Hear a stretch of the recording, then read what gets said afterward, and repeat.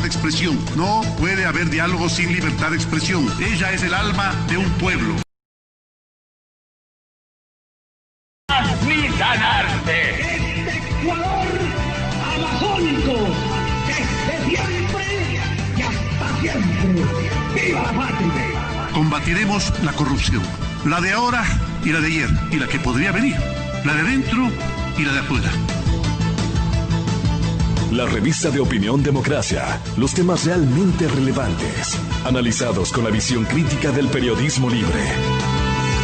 Da inicio la revista de opinión Democracia, el programa en el que usted cree. Comenzamos. Gonzalo Rosero, credibilidad incuestionable.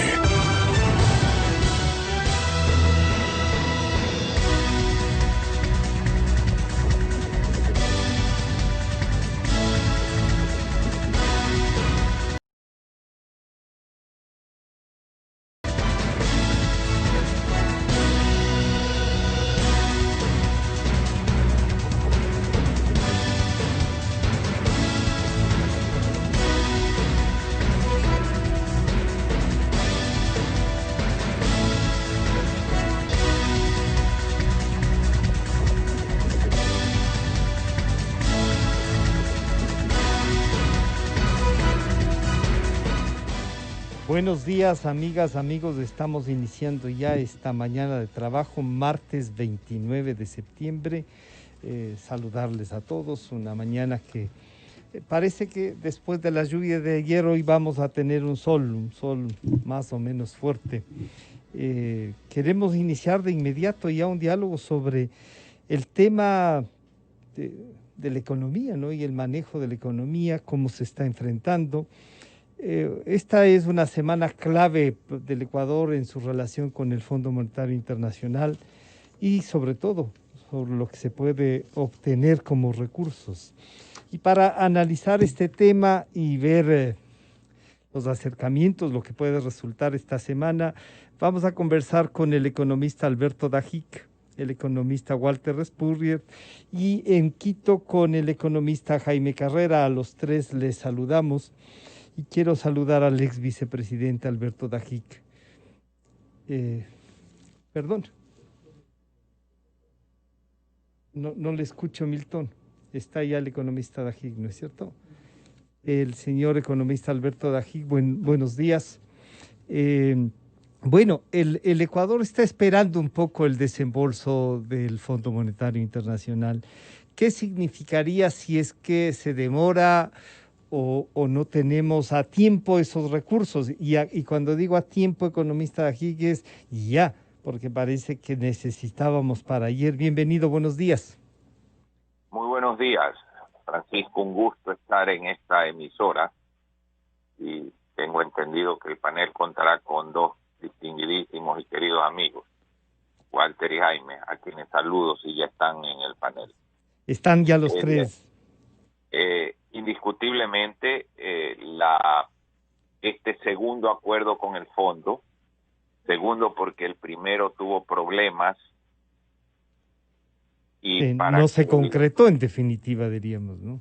A ver, se concretó parcialmente, se desembolsó parcialmente, pero en el medio del programa se descubrió que desde hace más de 10 años, 12 años, existía una mala contabilización en la forma en la cual los consejos provinciales, consejos municipales tenían sus cuentas, y también de Petroecuador, de la Seguridad Social, con lo cual las cifras no cuadraban, y esto demuestra el desorden en el cual ha estado este país. Y si hay un campeón de las cifras es precisamente Jaime en este país para entender las cifras fiscales. Y el programa tuvo que ser readecuado a nuevas realidades, gracias a Dios, porque ahora la realidad es más grave. Y yo puedo comparar este segundo acuerdo en este momento con la pinta de sangre o la sangre que se le pone a una persona en estado totalmente anémico y crítico. Si este acuerdo con el Fondo Monetario no se hubiera logrado, y si este dinero que va a desembolsarse pronto no viene al Ecuador, la situación hubiese sido realmente insostenible, al punto en que a la fecha de hoy prácticamente va a servir es para pagar atrasos que tiene el presupuesto. Va a servir para cumplir lo que se supone deberíamos haber tenido financiado para este año, ¿no es cierto? Va a servir para todo aquello que el Estado ya ha ejecutado, que es lo que se llama el presupuesto ya está devengado, y que todavía no se ha pagado, incluyendo obligaciones a la seguridad social, facturas, devoluciones de IVA, dinero a los municipios. Es realmente una situación fiscal asfixiante, la cual tiene su origen en ese monstruoso crecimiento del gasto público que las tres personas en este panel la hemos denunciado, repetido, insistido, así como muchos economistas serios que entienden que esa herencia del tamaño del sector público es una de las grandes y muchísimas perversidades del gobierno de la FARC, Familia Revolución Ciudadana. Al saludar al señor economista Walter Spurrier, doctor Spurrier, bienvenido, buenos días.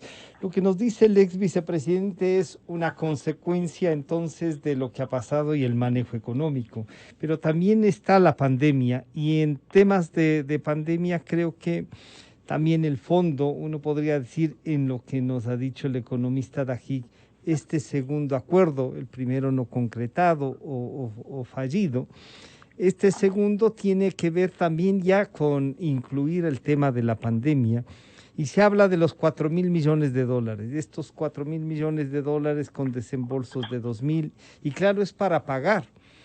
Pero entonces eso agrava más el próximo año y nos ayuda a salir ciertamente. Pero ¿cómo enfrentar entonces la terminación del año solo pagando lo que ya se han gastado? Bienvenido, doctor Spurrier. Buenos días, Francisco, saludos Alberto, saludos Jaime, a todos nuestros queridos escuchas. Sí, la situación es que en el corto plazo, en el cortísimo plazo, este acuerdo probablemente lo sancione, lo ratifique el directorio del Fondo Monetario hoy. Es de esperar que dentro de un plazo muy corto, unas o lo sumo 2 semanas, lleguen los primeros 2.000 millones. En segundo lugar, es de esperar que se procese ese concurso para la venta de crudo en que participan 3 empresas estatales chinas y se firme un contrato con una de ellas, y por lo tanto el compromiso del banco chino de prestar otros 2.400 millones de dólares se concrete, y luego con la primera revisión de este acuerdo, o sea, de aquí a 3 meses, del Fondo Monetario desembolsaría otros 2.000 millones de dólares, o sea que tendríamos como 6.000 millones este año. Y lo que decía Alberto, que esos 2.000 iban para pagar los atrasos, esos 6.000 van a pagar lo que ya está gastado, o sea, en otras palabras, aún con esos 6.000 millones de dólares probablemente probablemente no alcancen. Entonces, sí, la situación es y qué para el próximo año. Entonces, ahí hay un poco un dilema, en el sentido que lo que conocemos del acuerdo del fondo, probablemente, Francisco, mañana sepamos más. Mañana, porque hasta que no haya la aprobación, hay una especie de velo sobre lo que se ha aprobado, porque si no aprueba el fondo, pues todavía no está aprobado. Entonces se lo prueba el directorio, ahí sabremos un poco más. Todo parecería que aquí tenemos el debate entre que tenemos que restringir el gasto público, y en segundo lugar que debido a la pandemia, como señaló Francisco, no es posible en estos momentos tener todo la elasticidad de recorte en el gasto que debería tener el país pensando en mediano plazo. Entonces, de hecho, se conoce que buena parte del dinero que nos prestan va para aumentar el gasto social. El gasto social, o sea, enfrentar la pandemia.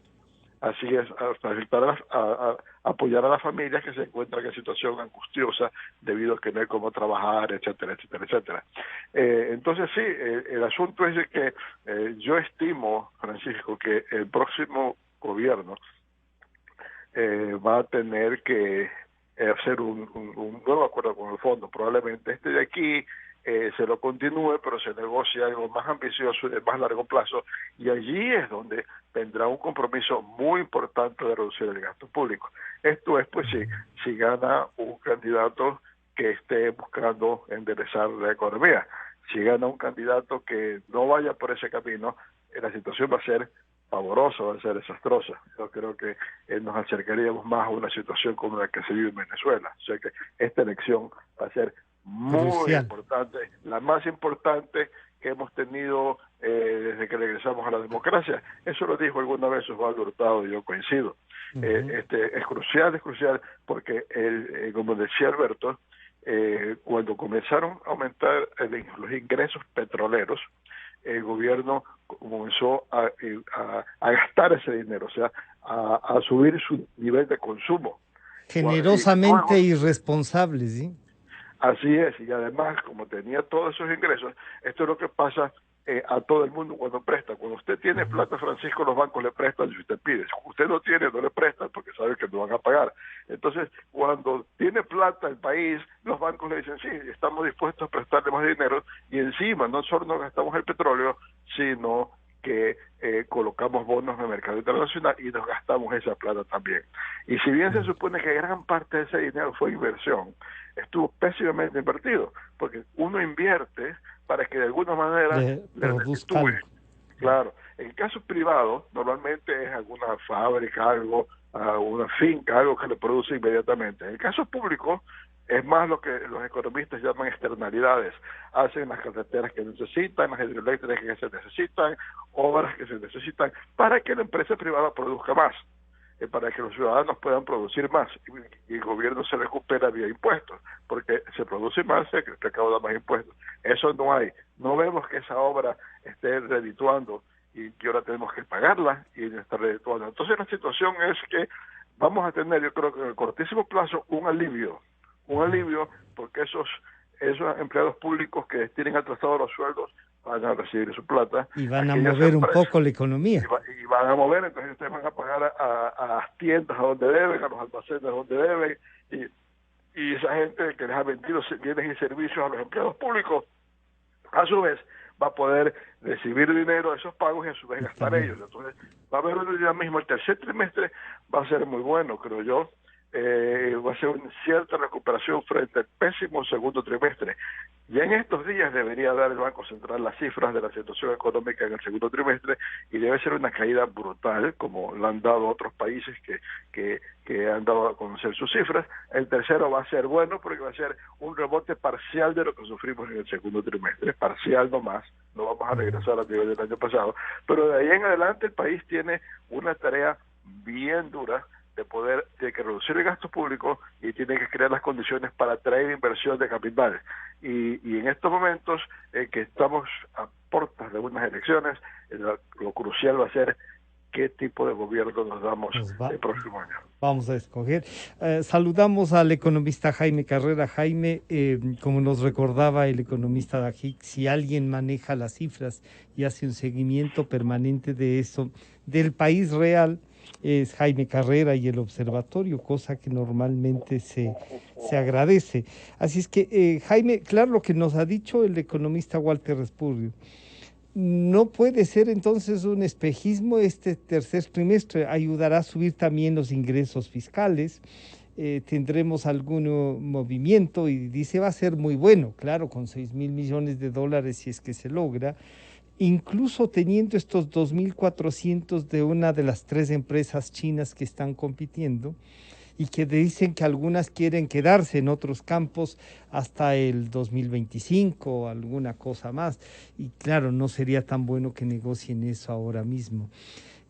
Jaime, ¿qué cifras podría darnos a conocer antes de que el fondo apruebe mañana, como dice el economista Spurrier, apruebe o no este acuerdo? Esperamos que así lo haga. las cifras del Banco Central. ¿Tiene alguna? Bienvenido, buenos días. Buenos días, Francisco. Gracias a la invitación. Realmente un gusto estar en el panel con Alberto y con Walter. A ver, mira, a pesar de una reducción del gasto público en este año, fuertemente en inversión y en otros gastos menores, algo en sueldos, el déficit de este año del presupuesto va a ser de alrededor de 8.000 millones de dólares. Y repito la cifra, ¿no? Muy cerca a 8.000 millones de dólares, a pesar de una reducción muy importante en la inversión pública y en otros gastos. Ahora, dentro de la magnitud de este problema fiscal, ¿por qué la economía de una u otra manera, dentro de las limitaciones, está funcionando medianamente y estamos saliendo adelante? Por dos factores, Francisco: la dolarización y un sistema financiero sólido, ¿no? Son dos puntales absolutamente importantes para sostener la devastación que tiene hoy el Ecuador. Y en buena hora, tanto la dolarización como el sistema financiero no han sido contaminados por este desastre fiscal que tiene el Ecuador. Eso es importante tener siempre presente en el país. Luego, para salir adelante con el financiamiento que requiere el Estado en este año, entre déficit y amortizaciones y otros pasivos, que tranquilamente supera los 12.000 millones de dólares, el Fondo Monetario, el acuerdo con el Fondo Monetario es algo extraordinario. Es algo extraordinario en la medida en que si uno mira lo que pasa en el mundo, el Fondo Monetario a otros países les pide que aumenten el gasto público, no que reduzcan, como el caso del Ecuador, que aumenten el gasto público porque otros países tienen posibilidades de hacerlo, ¿no? Colombia, Perú, Uruguay y otros países han tenido economías más sólidas, cuentas más ordenadas, han tenido ahorros y han podido incrementar el gasto público. En cambio, el Ecuador está en absoluta desprotección. Y por única vez, no he visto yo esto en muchos años, que el Fondo Monetario le preste al Ecuador para financiar el gasto público. Para financiar, porque no tiene posibilidad ya más de reducir. Lo que ha reducido es más que convicción, más que por convicción, por obligación, porque simplemente si no hay dólares en la caja pública, no se gasta, pues, ¿no? Y la consecuencia es la acumulación de atrasos en pagos a la seguridad social, a los municipios, bueno, y a todo el mundo, lo que sabemos, ¿no? Entonces, el aporte del Fondo Monetario es único, es extraordinario, es invalorable para el país.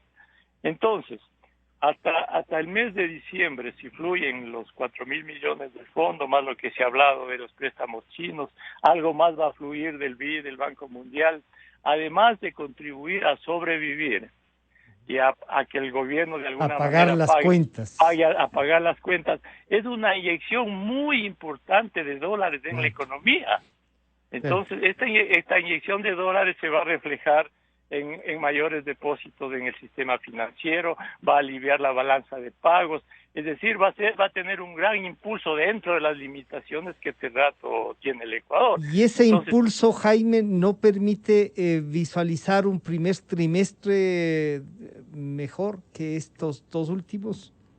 A ver, el tercer trimestre de este año incluso va a ser mejor que los años anteriores, entre comillas, ¿no? Dentro de esta gran devastación. Sabiendo que 6.500, 7.000 millones de dólares producen eso. Sin duda, pero además, Francisco, el gobierno debería, dentro de las limitaciones que hay, tratar de reservar alguna cantidad de dinero para los meses de enero a mayo del próximo año, porque de enero a mayo del próximo año se acaban estos recursos y el país va a seguir en lo mismo, ¿no? Va a seguir con ingresos tributarios de 1.000 millones al mes o algo más que alcanzan para poco.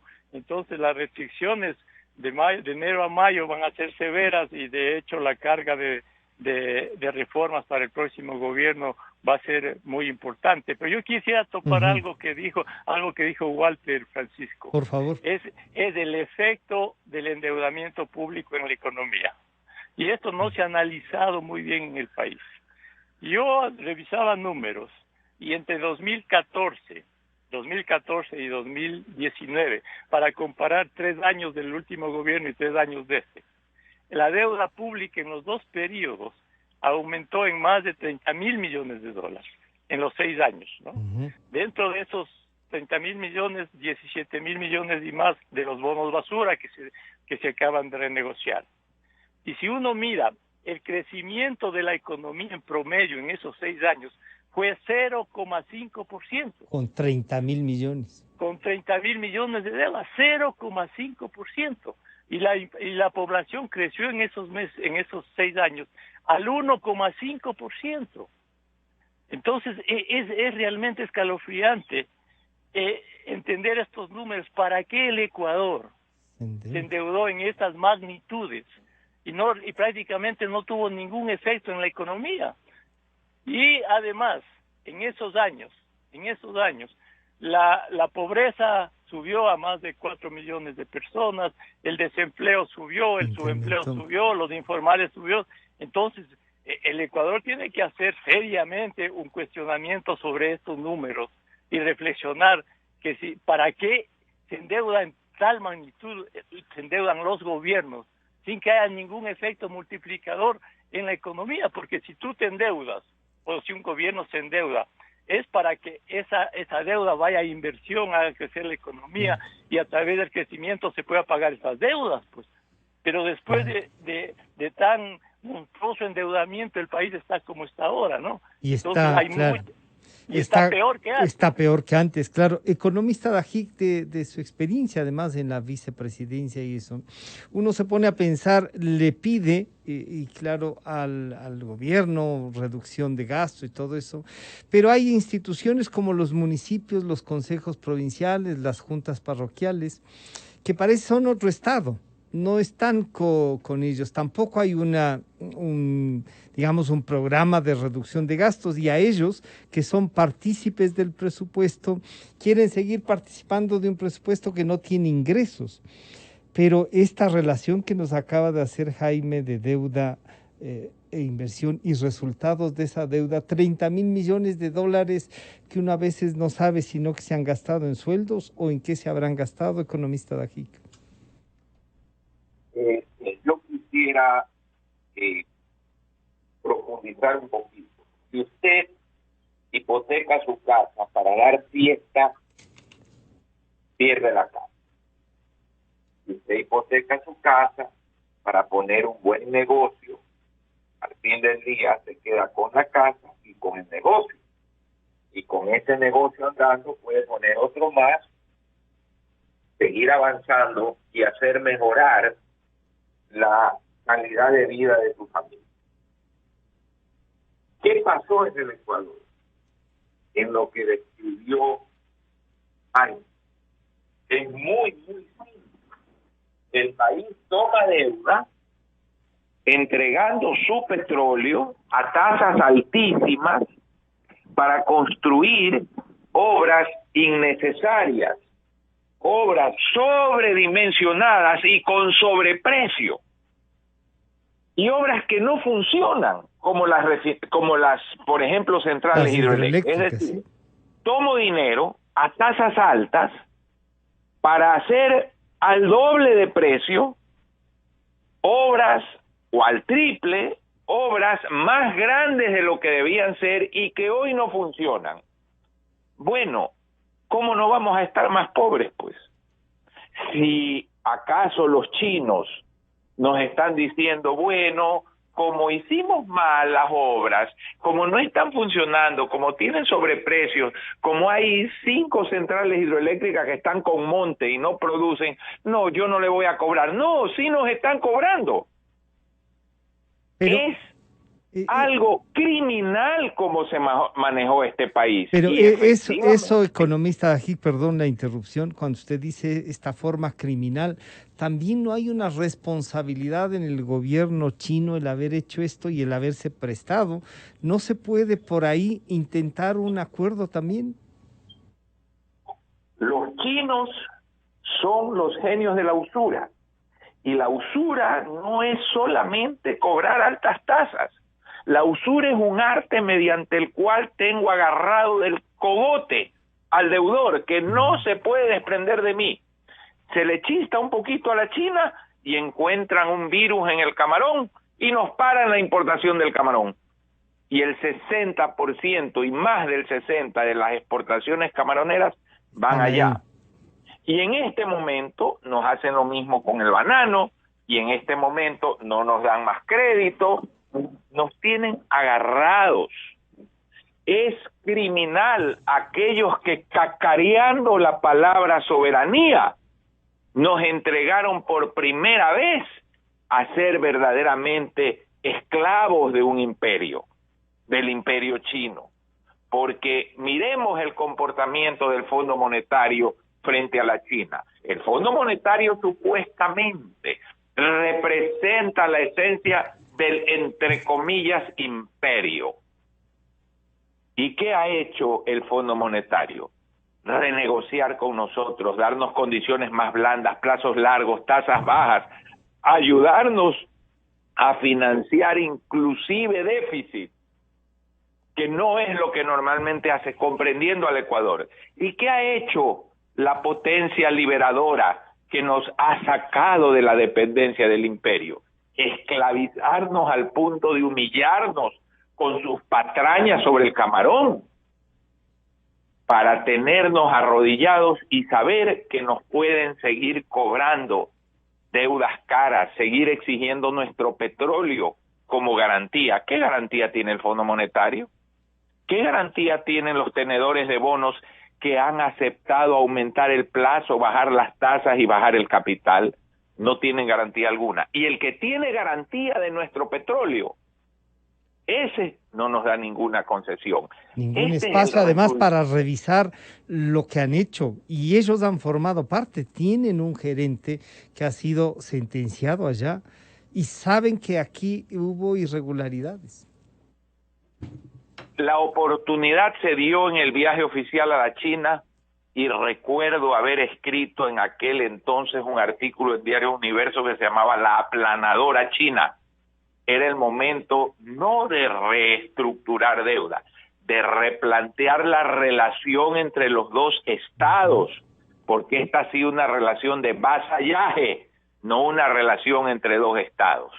Si alguien entiende el capitalismo salvaje, es la China, porque ellos en lo político son comunistas, en lo político autoritarios, en lo político no respetan derechos humanos, libertades, uso de internet, derecho a la libre asociación, derecho a la protesta, no, eso no lo reconocen. Pero en lo económico son los únicos capitalistas salvajes. En Occidente no existe un capitalismo así. Señor doctor Spurrier, bueno, estamos viendo casi, yo estaba pensando al escucharlo al economista Dají, casi un dirigente de izquierda hablando del Fondo Monetario Internacional, solo que ahora él nos habla de la China y unos acuerdos así tan distorsionados. Pero el acuerdo con el fondo sigue siendo una discusión, yo diría de esto, hay que salir del acuerdo con el Fondo Monetario. Y no nos proponen nada más, pero sigue siendo este discurso que lo acabamos de escuchar frente a un gobierno que sí, que ha tenido vasallaje, que no han tenido problema en agacharse. Y entonces uno dice, ¿cómo enfrentar esto? Que va a tener que enfrentarlo en medio de este acuerdo de los requerimientos que tenemos, economistas públicos. Bueno, el asunto, creo yo que hay mucha gente en la izquierda que se lleva a llevar por paradigmas ideológicos y no ve las cosas con pragmatismo. El Fondo Monetario nos está dando créditos para salir de esta crisis. Está asistiendo, no sería. Así, nos está prestando dinero en condiciones blandas, y cuando nos pone condiciones en los acuerdos, son condiciones muy parecidas a las que va a poner usted un banco si usted va a pedir un préstamo. Que el banco quiere estar seguro de que usted va a mejorar la situación económica y les va a poder pagar el préstamo. Al fin y al cabo, el fondo es un banco, tienen que recuperar el préstamo que le hace, y que usted más bien se va a equilibrar en su economía y va a poder salir adelante con ese préstamo. Las condiciones que nos pone son negociadas entre ambas partes y en el fondo yo diría que las condiciones que quiere el fondo que cumple el Ecuador son similares a las que el propio gobierno quiere. Puede haber diferencias en una medida u otra y el gobierno decir, no, esa medida no me gusta, pero yo pienso conseguir ese objetivo de esta otra manera. Por eso son las negociaciones. Entonces, ¿hay una coincidencia, usted diría, de necesidades? Y yo pienso, bueno, es que el fondo tiene un objetivo. Las instituciones que se montaron a raíz de la Segunda Guerra Mundial para organizar la economía mundial, que vienen a ser la contraparte de las Naciones Unidas, para organizar las relaciones políticas entre los estados. El Fondo Monetario tiene la importancia de que puedan fluir los dineros y que la gente y los países que importan tengan divisas para poder pagar lo que importan, y así sucesivamente, o sea, que fluya el dinero en la economía mundial y pueda haber una prosperidad global debido a la mejor interrelación y comercio entre los países, comercio no solo de bienes, sino de servicios y de capitales. Ese es su objetivo. Entonces, el asunto es que con el apoyo que da el fondo, el Ecuador va a poder, desde el punto de vista del fondo, va a poder cumplir con sus compromisos de exportaciones, de importaciones, de flujo de capitales, ingresos de capitales, salidas de capitales, va a poder ser un socio confiable en el mercado económico mundial. Ahora, parte de la crisis, parte de la visión negativa que se tiene del fondo es porque en décadas pasadas el fondo junto con el Banco Mundial, junto con el gobierno de Estados Unidos y otras instituciones, pensó que tenía una fórmula que era talla única y que si los países seguían esa fórmula talla única, iban a salir adelante. Entonces, eso es lo que se llamó el consenso de Washington. Entonces decían, no, ustedes tienen que ir por esta vía. Y muchos países dicen, no, yo no quiero esa vía, pues entonces no los apoyamos. ¿Ya? Y eso en parte deterioró la relación con el fondo. Y bueno, ese consenso de Washington tenía sus partes que sí resultaron positivas para las economías, en otros casos no resultaron. Y en su conjunto, América Latina no salió de sus problemas tomando se agudizaron y generaron conflictos sociales grandes. En algunos, en otros no, etcétera, pero en general no fue la fórmula talla única. La verdad es que la vida y los países son mucho más complicados, una fórmula talla única no se aplica. Ahora no se está aplicando una talla única, ahora se está viendo país por país. Las condiciones de cada país. Sí. Y como vemos ahora el fondo, nos está diciendo, como señaló Jaime, nos está diciendo, no, ahorita ustedes no pueden entrar en austeridad, pero si tienen que ir tomando medidas para que tan pronto salgan de la crisis puedan tomar austeridad, pero ahorita no pueden cortar tanto el gasto público porque sencillamente con la cuarentena y las medidas restrictivas ustedes han frenado artificialmente la economía y ahora hay que hacerla arrancar de nuevo, entonces no pueden no estimular la economía. Eso lo hacemos más adelante. Entonces, incluso nos están prestando para pagar los sueldos públicos, nos están prestando para pagar a los atrasos. Y supongo que los empleados públicos que sean de izquierda no se van a oponer a que les paguen el sueldo con el crédito del fondo. Pero en todo caso... No sería raro que lo hagan. No sería raro que hagan. Si no sería raro. Que protesten porque el fondo ha prestado para pagarles. Sí. Sí. Así, entonces es lo que pasa cuando... Pasa que hay distintas estructuras mentales, ¿no? En el sentido que hay unas personas que necesitan una estructura ideológica y lo mantienen fija. Yeah. No digo solo gente en izquierda, gente en derecha también. Sí. ¿No? Que la mantienen fija y que tratan de interpretar todo lo que sucede en base a esas ideas fijas que tienen. No, hay otra mentalidad que es sencillamente tener una estructura mucho más flexible que se va moviendo, se va adaptando a la nueva evidencia que dice que cosa de lo que uno piensa está bien y cosa de lo que uno piensa no funciona. Y entonces la manera de entender las cosas se van cambiando. Entonces esos son realmente la gente que que hace buenos gobiernos es la gente que tiene de esta segunda característica. Que puede entender eso. Claro. Y le voy a dar un caso, ¿no? El caso muy paradigmático es Felipe González. Felipe González en España, como líder del Partido Socialista super izquierda en España, tenía estos planteamientos socialistas muy duros. Y al llegar al poder, en un momento en que dice, no, yo tengo que entrar a España a la Unión Europea, y tengo que entrar a España a la OTAN, o sea, la alianza dirigida por Estados Unidos, en un conflicto con los países socialistas de aquel entonces. Eso significó una gran visión de Felipe González, porque a partir de eso... transformación de España.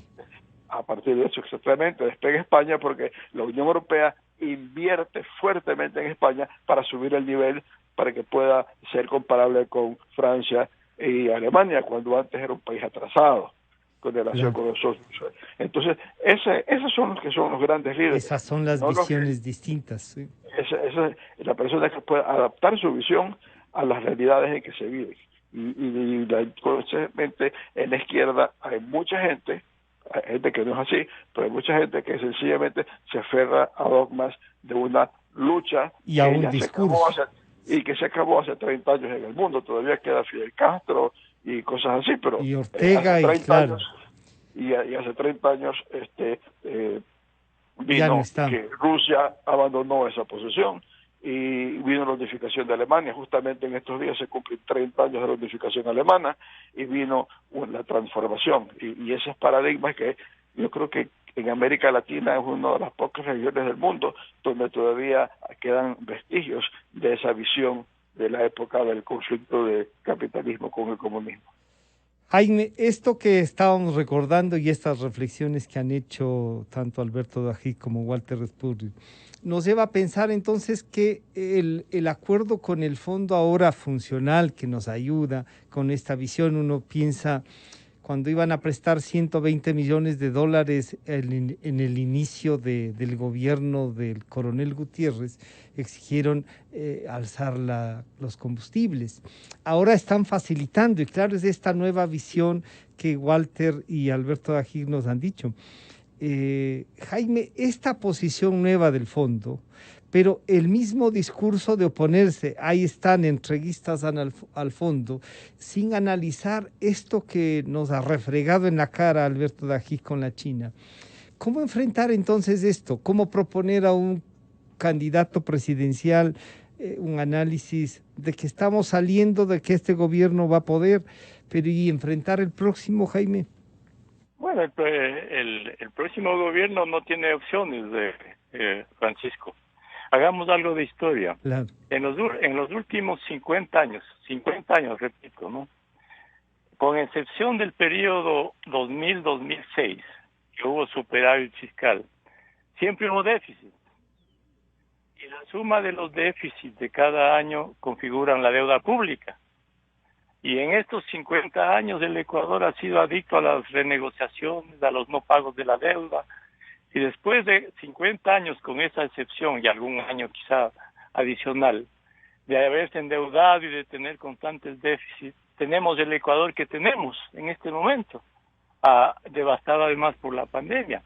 El próximo gobierno, Francisco, no tiene otra opción que arreglar las cuentas públicas y obtener superávit fiscal. No es posible que el Ecuador continúe con déficits fiscales. No habrá progreso en el país si no hay superávit fiscal. Y para eso, el próximo gobierno tiene que generar más ingresos y reducir gastos, suscribir el acuerdo con el Fondo Monetario Internacional para que esos dineros que da el fondo sirvan para pagar en algo las próximas amortizaciones o mejorar las cuentas públicas. O sea, ¿tú ves un tercer acuerdo, Jaime? ¿Un tercer acuerdo con el fondo? Tiene que haber el acuerdo con el fondo, la continuación del mismo, que es de 27 meses, tal vez reformado, pero tiene que haber un acuerdo con el fondo. Pero al margen, olvidémonos del fondo, Francisco, olvidémonos del fondo.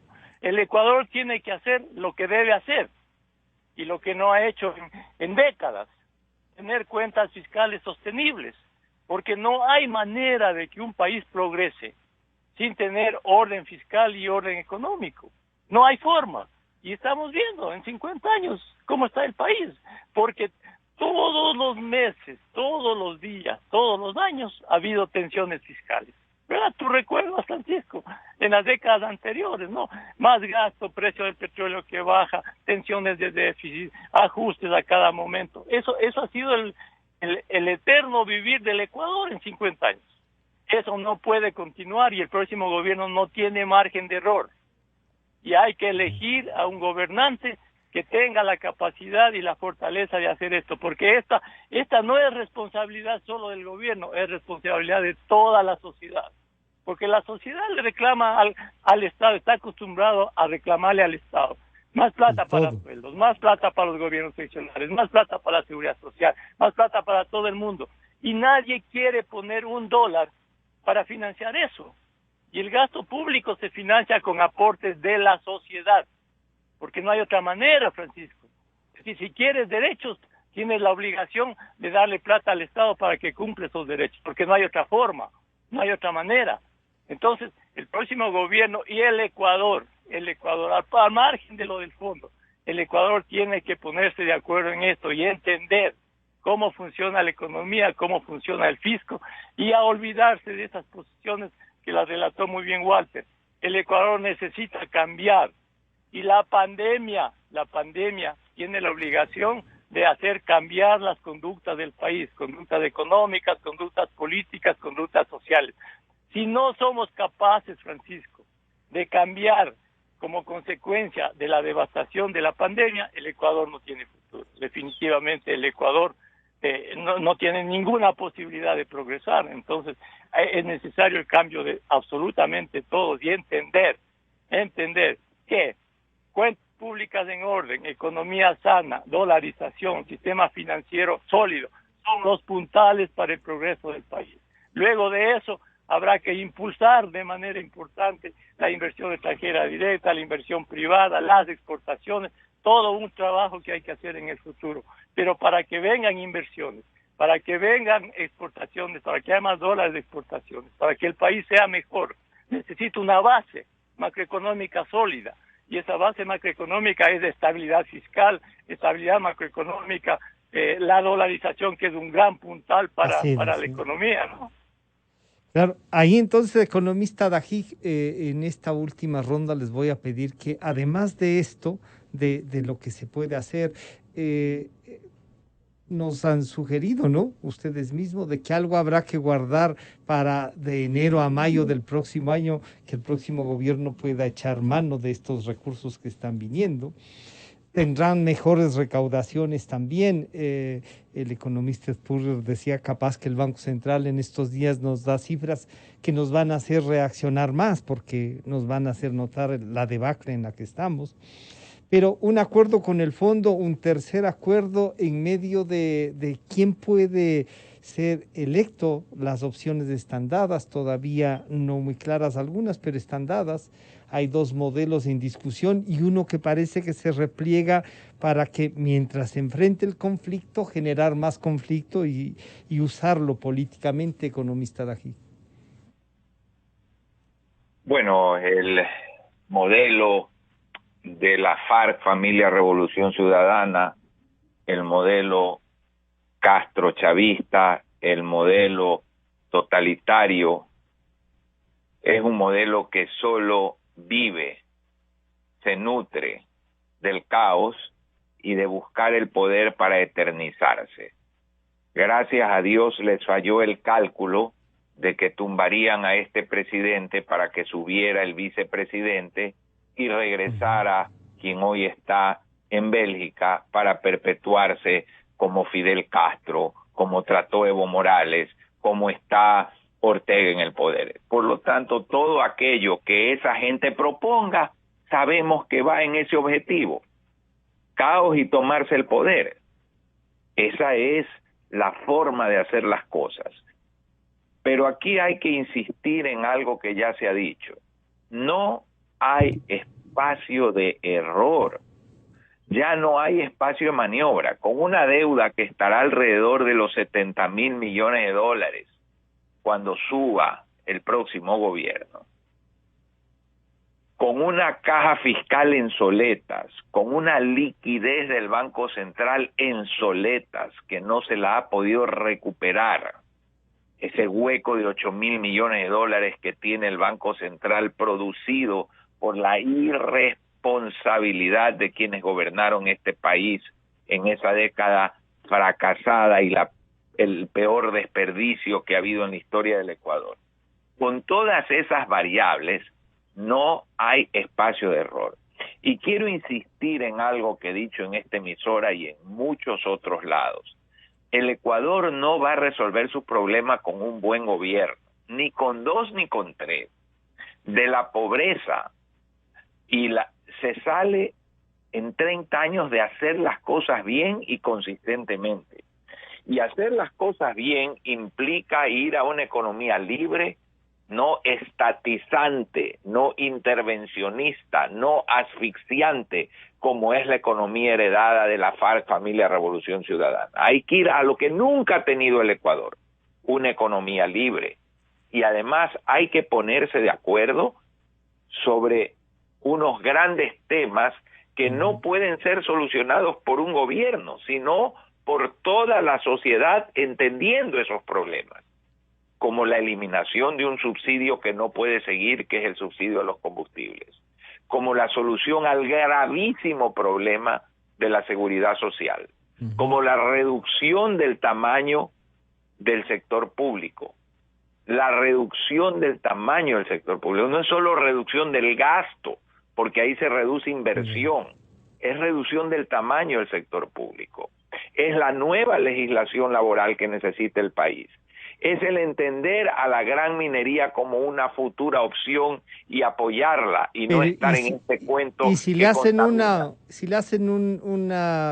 ¿cómo se llama? Una propuesta como la que acaban de obtener de la Corte Constitucional para consultar si queremos o no minería, y además le ponen agua o minería, una cosa que oiga, y no se puede tener las dos cosas. Estas decisiones economistas no golpean también esta posibilidad de visualizar un país distinto y futuro. Por supuesto, si lo más triste de todo esto es que la gran minería es la que sí puede ser controlada, auditada, fiscalizada, multada. La pequeña minería informal es la que contamina por todas partes y nadie la puede controlar. La que se pelea es la legal, la ilegal se promueve entonces. Así es. Estos son los absurdos, entre otros grandes temas, sobre los cuales el habrá país tiene que llegar a acuerdos, porque si no, no hay gobierno que lo pueda hacer, porque los países no salen por un buen gobierno, salen por décadas de hacer bien las cosas, entendiendo cuál es la ruta, cuál es el camino, y toda la sociedad empujando esos objetivos. Doctor Spurrier, esos objetivos, y algunos los ha planteado ya el economista Dajic, se podrán plantearlos en la campaña electoral para que los candidatos definan, pero ahí corremos también un riesgo, ¿no? De que se vuelvan más papistas que el Papa. Nos proponen cosas que son utopías, y las utopías hay que perseguirlas, pero hay que vivir también, y no se puede vivir de utopías, ¿no? Esas nos invitan a pensar y a repensar la propia democracia. ¿Qué plantearles, doctor Spurrier? En las campañas no se plantean esos temas. En la campaña los candidatos hacen propuestas de dádivas, hacen propuestas que y ahora eslogans. No les gustan decir que les van a dar empleo, que van a dar techo, que van a dar servicios de tal naturaleza, que van a hacer planes obras. Eso es algo que va a tener que plantear después el gobierno que sale electo. Es decir, que así como Moreno dijo que la mesa no estaba servida, y por eso es de que tuvo que anunciar un plan económico. Esas cuestiones no se planteó antes en la campaña. Lo que pasa es que el presidente que salga electo va a tener que decir, debe tener ese plan. Vamos a salir adelante, así vamos a salir adelante, con estas cosas vamos a salir adelante. Y el asunto es que, por ejemplo, uniendo eso con el asunto del fondo, este acuerdo de 27 meses con fondos que incluso se van a dar el apoyo este año, significa que cuando suba el próximo gobierno se va a encontrar con una situación económica muy difícil, como ya planteaste, Francisco, que este apoyo nos ayude este año y el próximo año, y se va a encontrar con que ya está desembolsado todo, casi todo lo que está vinculado con este acuerdo, y que el acuerdo ya está en vías de salir con pocos meses, y entonces ahí, y eso es lo que hasta cierto punto busca el fondo, que el próximo gobierno sea el que diga, bueno, yo voy a seguir adelante colaborando con ustedes un plan económico de manera conjunta que ustedes van a financiar, porque si hay un gobierno que no está de acuerdo con eso, pues sencillamente está al borde de terminar ese acuerdo con el fondo y ya no habrá otro apoyo, y que ese gobierno que no esté de acuerdo con políticas destinadas a mejorar el futuro a mediano plazo y largo plazo, pues sencillamente no tendrá un apoyo del fondo. Entonces, porque no habría coincidencia y tampoco la buscaría el gobierno. Entonces, el próximo gobierno, yo creo que ese planteamiento no lo va a hacer en campaña, porque aquí uno no puede ir a una campaña y decir, y les prometo, les propongo un sacrificio para salir adelante, más esfuerzo, eso no vende en las campañas. Lo de Churchill, sangre, sudor y lágrimas no pega, pues. Exactamente, no pega. Lo pueden decir una vez electo, pero no en la campaña. Lo ofrezco sangre, sudor y lágrimas, no elige a nadie, ¿no? Entonces, en ese sentido, no debe haber una expectativa pero que sí el gobierno debemos vaya por el gobierno, pero esperemos que no haga propuestas los candidatos propuestas que sean digamos absolutamente desenfocadas, porque va a crear las expectativas que el nuevo gobierno va a traer bonanza. Y eso lo de la SUAY, por ejemplo, ¿no le preocupa a usted que una consulta en el tema de la minería, aunque ya se ha aclarado que la consulta será digamos, su aplicación posterior a lo que ya se ha resuelto, que ya está iniciado unos procesos, pero el fondo también debe ver, ¿no?, estos acuerdos de inversión, de cómo va a venir al Ecuador más dinero, de cómo vamos a producir más y mejor, y en la minería está un rango que está en gran discusión, doctor Espurios. Bueno, sí, de hecho, sobre eso escribo hoy en Día del Comercio. O sea,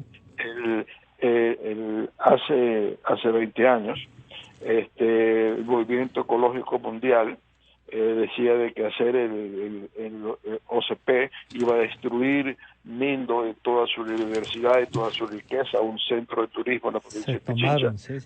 La opinión pública en Pichincha estaba en contra del OCP porque iba a hacer daño a la provincia. El Gustavo Noboa lo hizo contra viento y marea, y resulta que ahora ya nadie tiene ninguna objeción. El oleoducto pasa por ahí debajo de Mindo y no se ha tocado nada del medio ambiente en Mindo, está perfecto y está trayendo turistas y es tan bello como siempre ha sido. Y pese a que se ha dañado, se rompió 2 veces. Y a pesar de eso, sí. y eso que, y el asunto es que si no se construyó el OCP y no salía el crudo que estaba represado porque no había cómo sacarlo, la economía no hubiera podido seguir adelante como salió en la primera parte de la década. Entonces, lo mismo estamos con minería de ahora, y lo de Azuay, claro que me preocupa mucho, porque dicen, en primer lugar dicen, solamente no se aplica a los proyectos que no se han iniciado. Ahora, nosotros tenemos una cantidad de empresas que están buscando inversión. Están trabajando ahí años. Y hay unas que todavía están sentadas en Quito, de las más grandes del mundo, esperando que se abra el catastro minero, que el presidente lo cerró por presión de la CONAIE. ¿no? Y no lo ha abierto, o sea que no pueden haber nuevas concesiones. Pero si la Corte dice que el proceso minero son varias etapas de un mismo proceso y por lo tanto solo se aplica a los nuevos, ya el alcalde de Cuenca dice, no, pero es que cuando entran a explotación, ahí se firma un contrato y solamente cuenta desde allí. Esa es la interpretación que da él y probablemente la interpretación que da y la Pérez o que dan los que están opuestos a la minería. Y en ese plan entonces solamente hay 2 proyectos que están ya en etapa de explotación, que son el de Lundin y el de Ecuacorriente. En otras palabras, pretenderían parar los otros proyectos que hay en Azuay. Y con este precedente, los grupos ambientalistas van a hacer lo mismo en Imbabura, en Cotopaxi, en otras provincias que hay minería, y van a decir, si permiten esta minería, se va a destruir tal cosa, tal otra. Y la población se va a asustar, porque todos sabemos que en la sierra el agua es algo muy crítico, y hay siempre entre comunidades, entre haciendas, entre ciudades, entre manufacturas. Tanto que la estructura social se basaba en las juntas de agua, pues. Exacto. Las Entonces, juntas de agua eran absolutamente crítico. Entonces, el momento que a alguien le dice, a la ciudadanía de Cuenca le dicen, si hay minería, se afecta el agua en Cuenca, la ciudadanía se asusta. Y lo mismo van a decir en Ibarra, y lo mismo van a decir en todas partes. La sociedad se asusta y dice, yo no me quiero correr ese riesgo. Entonces, ese es el cuento, ¿no? Otra cosa es que un gobierno que tiene Senagua, que tiene el Ministerio de Medio Ambiente, haga estudios imparciales y vea si en efecto va a haber afectación o no. O nos garantice que no. El fondo puede ayudar a eso. La propia China tiene una empresa ya produciendo. Deberíamos entonces equilibrar los acuerdos económicos en virtud de todo esto que tenemos.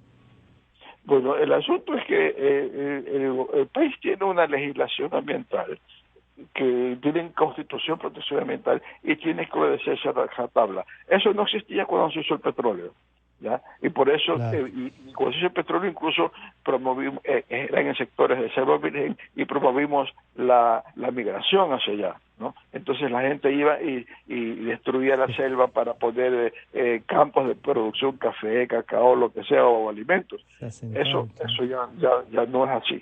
Entonces, en ese sentido, es perfectamente coherente un respeto al medio ambiente con una minoría responsable de empresas que además cotizan en la bolsa, y si el movimiento ambientalista dicen ha hecho un daño en el Ecuador, ha hecho un daño en qué sé yo, en Tanzania, la gente que tiene esas acciones vende las acciones porque no quieren apoyar una empresa irresponsable. O sea, son empresas que están comprometidas con el medio ambiente, porque incluso se perjudican ante la opinión pública si no lo hacen. Entonces, y el país necesita ese dinero de minería para salir de esta crisis. La contrapartida de esos 70.000 millones de dólares, que cómo vamos a servir esa deuda e impedir que suba, es que el Estado tenga una renta minera y petrolera, o de lo contrario, nos vamos a sacar de nuestro bolsillo. Pero si lo saca de nuestro bolsillo, no tenemos dinero para gastar en otras cosas, y este es dinero extra que entra. Entonces, yo no veo salida al país si no se aplasta el acelerador y se dice, vamos a un desarrollo minero responsable. Bueno, ahí hay alternativas. Yo quiero agradecer al economista Alberto Dajig, al doctor Walter Spurrier y al economista Jaime Carrera. Los tres han analizado el tema del fondo. Esperamos que mañana, así será, dicen algunos, ya existe este desembolso, comience a fluir los recursos, se mueva la economía. Y se mueva la economía más allá de la pandemia, con los cuidados que hay que tomar, con las autoridades locales que deberán resolver también cómo esto que va a tener un respiro económico puede servirnos para impulsarnos. Muchísimas gracias a los tres que han analizado el tema de la deuda, el economista Alberto Dajig, que es vicepresidente, el doctor Walter Spurrier, director de análisis semanal, y al economista Jaime Carrera del Observatorio de Política Fiscal. Enseguida volvemos.